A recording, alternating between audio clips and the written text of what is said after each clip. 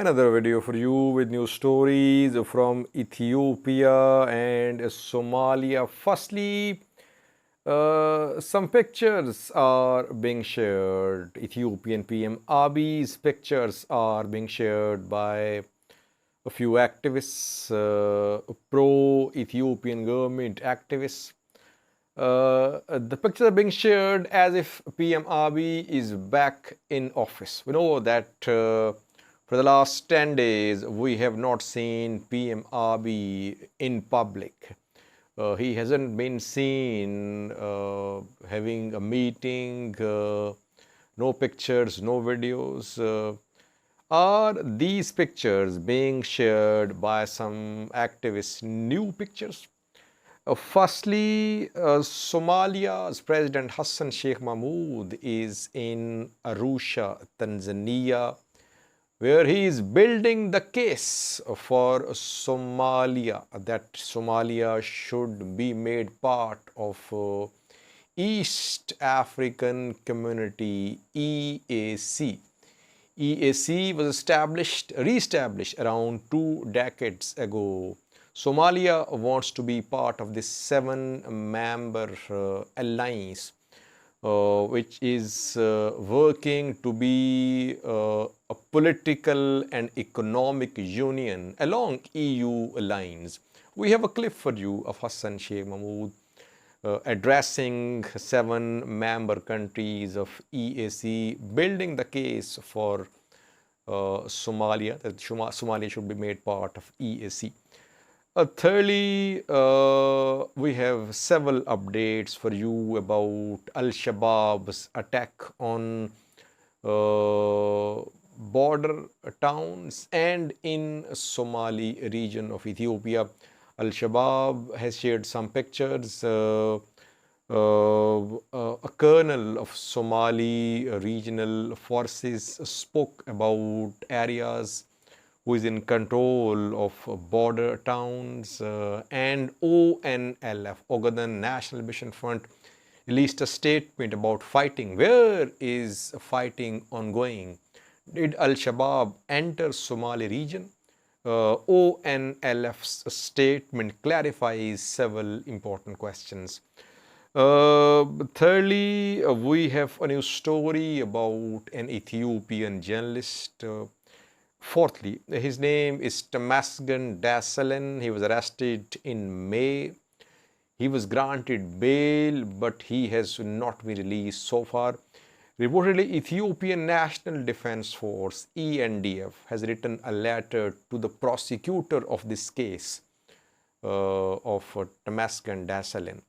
ENDF, it seems, is against granting of bail to Temesgen Desalegn. Can ENDF write such a letter to a prosecutor? Fifthly, a new story from Tigray. Letesenbet Gidey, Ethiopian champion athlete who won a gold medal a few days ago at World Athletics Championships, is from Tigray, and her parents have been interviewed by Tigray TV. There is communication blackout in Tigray. Telecom services suspended for more than a year in Tigray. So what do Letesenbet Gidey's parents say about her daughter's success? Firstly, we have a new story about Ethiopian PM Abiy. More than 10 days ago, he was seen when he addressed Ethiopian lower house of parliament, and around 2 weeks ago he shared his last Twitter post. Since then, his whereabouts have been unknown. No one knows. Conflicting accounts are being shared about where he is, but no one has any reliable information. Several rumors being shared. Since this morning, pictures are being shared of PM Abiy as if he is back in office. This picture, which you can see on your screen, is being shared as if PM Abiy is back. But One of our friends investigated and he has shared a video which is a few months old. This picture is a screenshot taken from that video. The video is a few months old. It means that this is an old picture of Ethiopian PM Abiy. It does not confirm that PM Abiy is back in office. Our friend has shared this video as well with us. The video is a few months old. Watch this video and we can say that PM Abiy is still nowhere to be seen. We don't know where he is. Is he in Ethiopia? Is he outside Ethiopia? Is he fighting on front lines, as is being said by some pro-government activists, that he is leading his troops in Valaga? No one knows. Just speculations are being shared. Watch this clip, a few months old, showing PM Abiy.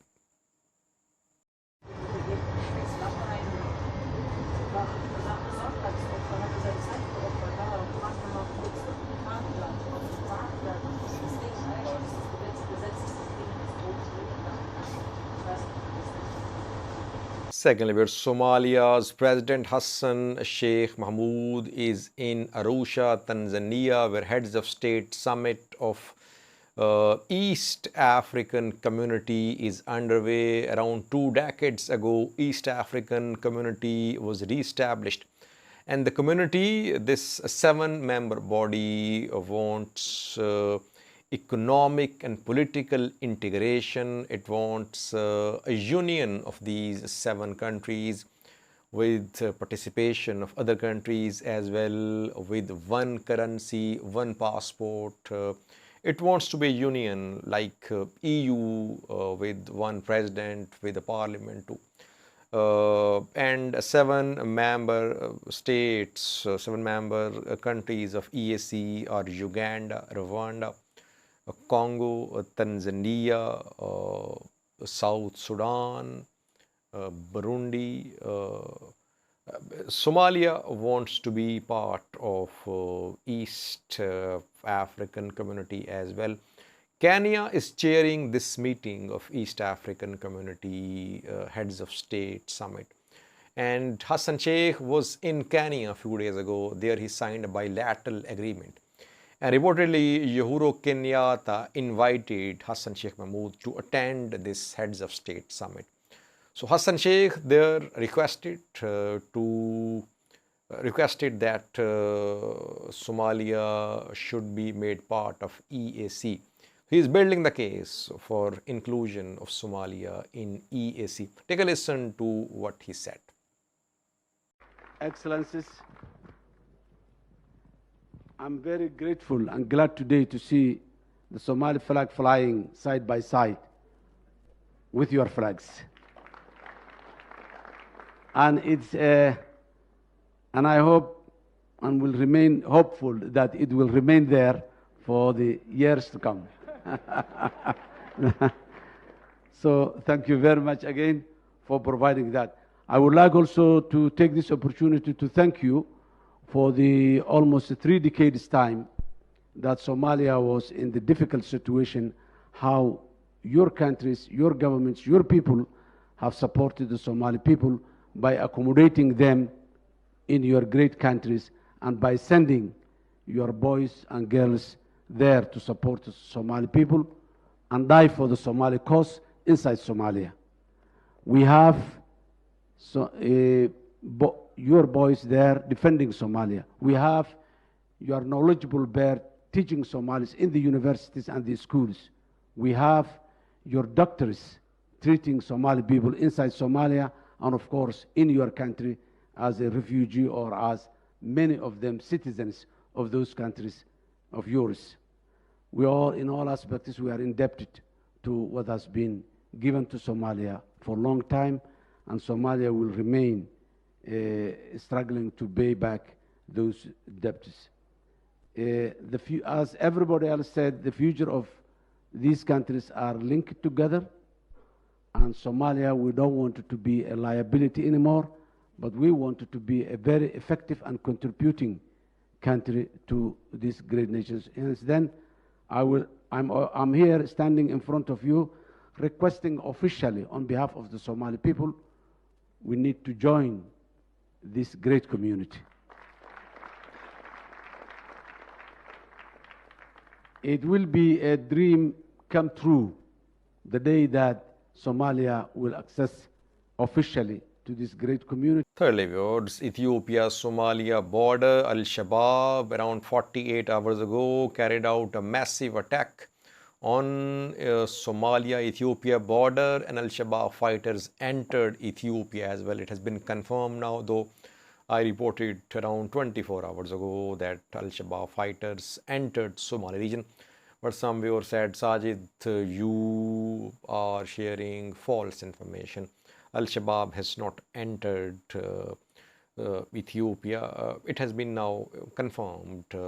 ONLF issued a statement as well confirming Al-Shabaab's attack inside Ethiopia.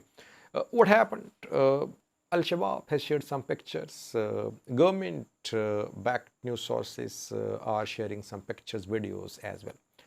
Al-Shabaab has shared pictures of Somali Liyu Police's posts, their bases in two towns, Yid and Ato, two towns in Bakol zone of southwest state of Somalia. You can see the pictures on your screen. These are the camps of Somali Liyu Police which were attacked by Al-Shabaab in Yid and Ato towns on Somalia-Ethiopia border. At least one member of Somali Liyu Police can be seen taken prisoner by Al-Shabaab fighters. A vehicle can also be seen, which is reportedly a vehicle of Somali Special Force. So Al-Shabaab has shared evidence that it carried out attack in Yid and Ato, and there was deployment of Somali Liyu Police. On the other hand, a clip is being shared of a colonel of Somali security forces. And in the clip, he can be heard saying that the town, Ato town, is under the control of Somali regional forces, Somali special forces. He's saying that the soldiers behind him are in Ato. So he's rejecting the claim made by Al-Shabaab that it took control of Yid and Ato. It seems that Al-Shabaab entered Yid and Ato, and Al-Shabaab might not be in control of the two towns now after Ethiopian Somali region special force launched a counter-offensive with the help of Somali government forces. Well, take a listen to what this colonel of Somali regional forces said about the Ato town, that they are in Ato town, the colonel and his soldiers.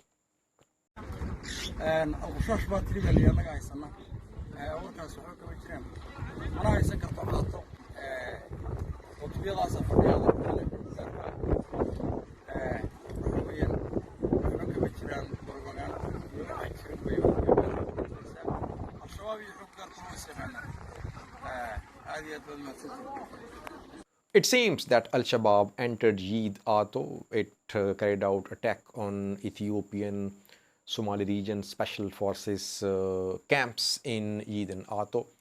It inflicted some damage as well. Somali special force soldiers, some of them have been killed, some taken prisoner as well. Is Al-Shabaab still in Yid and Ato? It's not clear.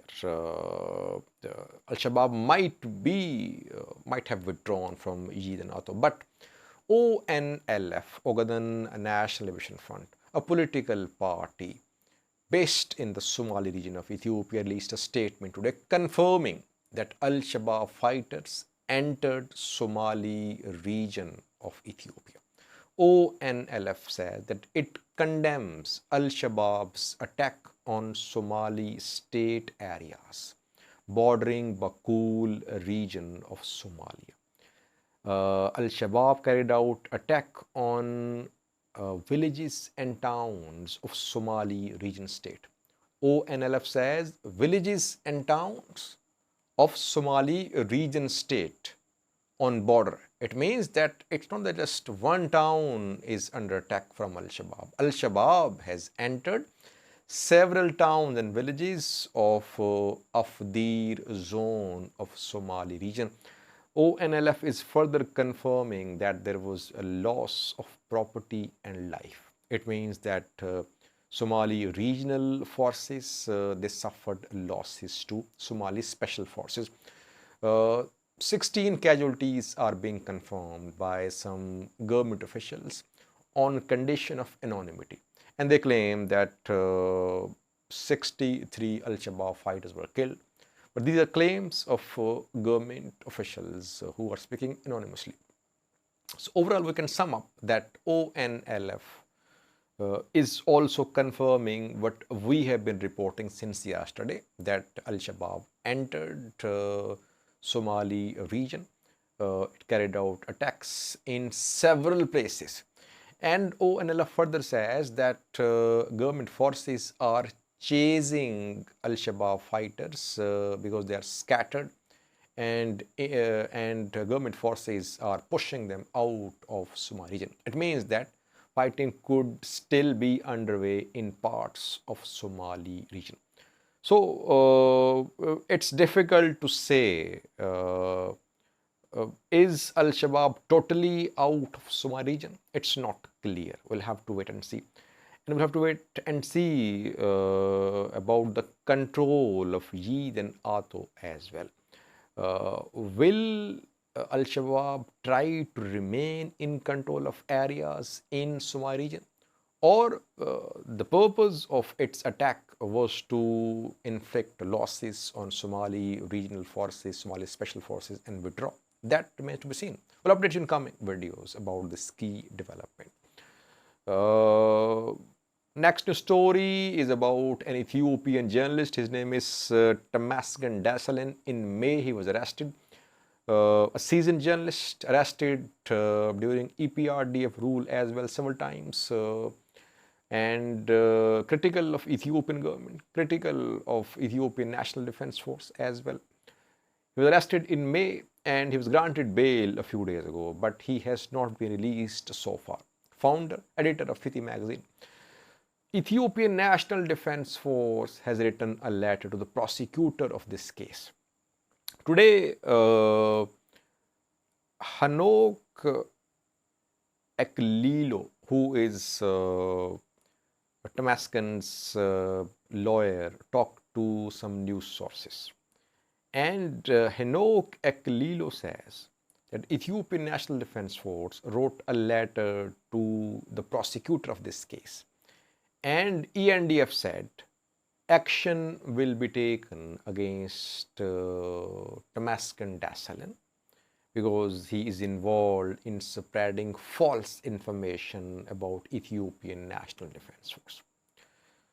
So his lawyer is implying that Ethiopian National Defense Force is against granting bail to Temesgen Desalegn. That is why he is not being released. And even after his release, he could be in danger. He could be rearrested. He could be attacked. He could be abducted by Ethiopian National Defense Force. Now, my question is, can ENDF write such a letter to the prosecutor of a case? Shouldn't the writer of the letter be prosecuted? How can you interfere in court proceedings? Court is there to evaluate the charges against Temesgen Desalegn. If he is found guilty, he'll be sentenced. ENDF can share its evidence if it wants to be a party. Is ENDF party to this case?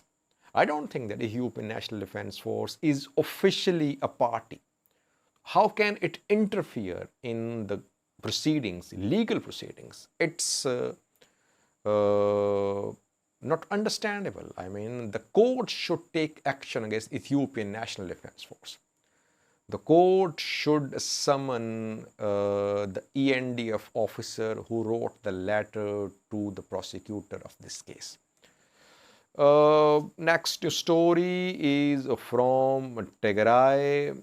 Letesenbet Gidey, Ethiopian champion athlete, is from Tigray, and she won a gold medal at the ongoing World Athletics Championships a few days ago. And her parents were interviewed by Tigray TV a few hours ago.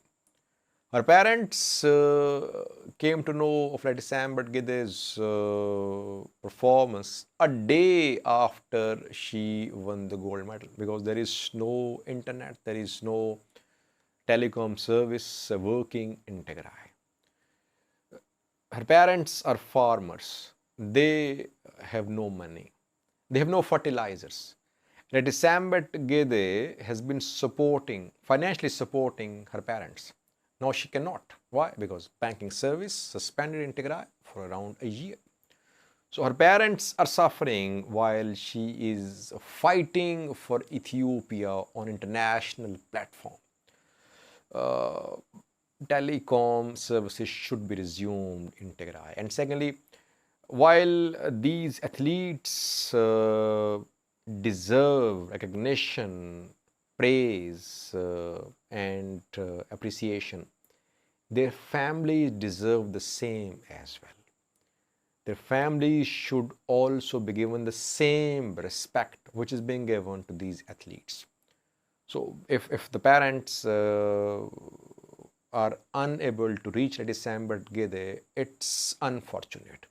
Ethiopian government should reconsider its decision to keep telecom services suspended in Tigray. EU, UN, US, human rights bodies, Human Rights Commission of Ethiopia, all have been asking Ethiopian government to restore basic services like telecom service in Tigray. But so far, telecom service is suspended in Tigray.